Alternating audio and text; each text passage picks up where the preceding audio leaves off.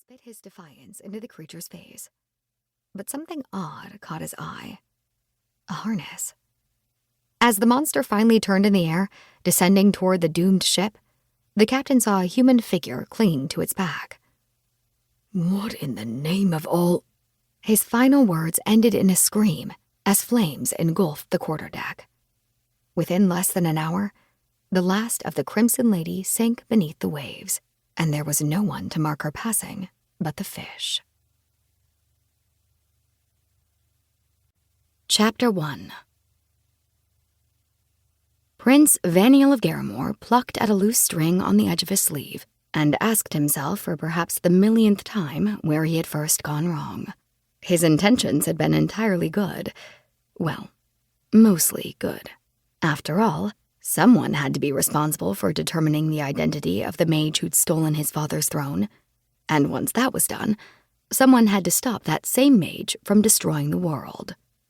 But after those two simple tasks were finally complete, Vaniell had always imagined himself running away, leaving all of those pesky responsibilities behind and studying enchanting in a place where there was nothing to remind him of his family history, where his identity could be safely concealed and no one would ask him to save anything ever again.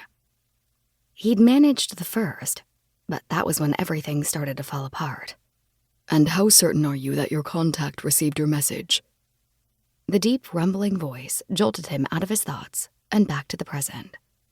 Back to the creaking, uneven deck of the ramshackle ferry making its ponderous, lurching way across the narrow gulf that separated the Irian Peninsula from Garimore.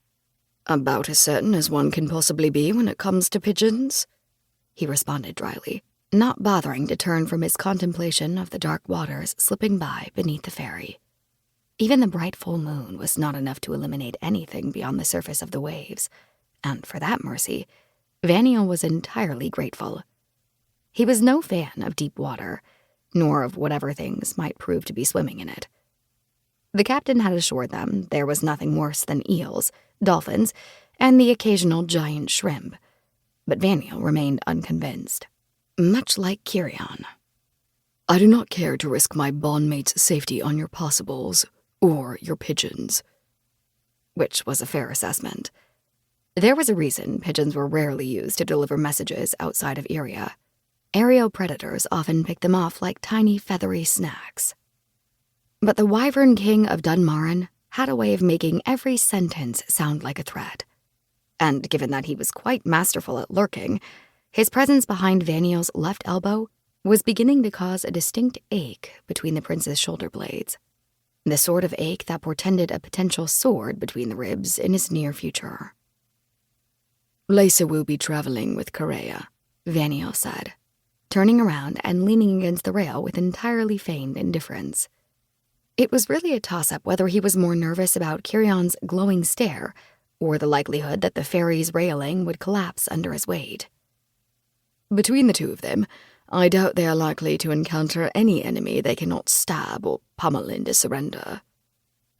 Karreya's lips drew downward in evident distaste.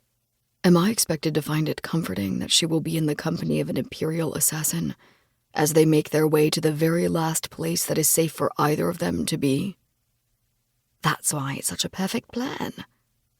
Vaniell shrugged and crossed his arms as nonchalantly as possible. "No one there knows them, and no one would expect an enemy to waltz right into the high sanctum of villainy like that." Karreya's glare did not abate. "Relax," Vaniell said with a crooked grin. "Karreya can do this in his sleep, and Layson knows the place inside and out." He'd been more than a bit startled to find out why she knew it, but her experiences while masquerading as Princess Everrain now made her the perfect person to accompany Karreya on this mission, which would begin the moment they all disembarked from this boat. Their little group would be splitting up, each of them with a task to fulfill, all of them heading into certain and undeniable danger. And no matter how skilled and deadly Karreya was, the thought of being separated from her filled Vaniell with a complex set of emotions he'd seldom really grappled with before. For the first time in his life, he'd gone and fallen in love. There was no longer any point in denying it. He would be perfectly happy to spend the rest of his days appreciating his favorite assassin's bone-dry